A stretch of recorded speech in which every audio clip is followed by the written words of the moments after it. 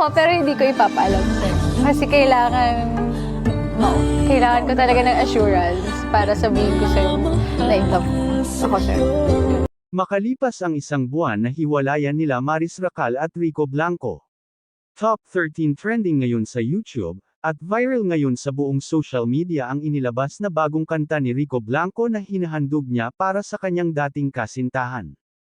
Ayon nga kay Rico na dedikasyon niya ang kantang isinulat niya kay Maris, bilang huling kanta na maibibigay at makakanta niya sa dati niyang pinakamamahal na babae. Ang kanyang bagong labas na kanta ay pinamagatang Kisap Mata. Habang kinakanta ito ni Rico, bakas sa mga muka ang lungkot, at the same time ang saya dahil nagagawa na ni Maris ang mga gusto niyang gawin without Rico.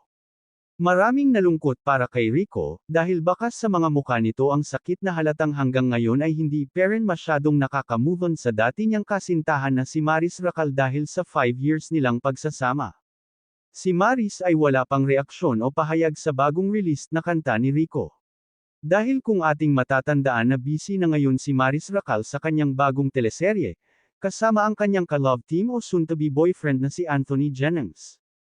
Hindi maipagkakaila ni Maris na isa si Anthony Jennings ang dahilan ng kanilang hiwalayan ni Rico.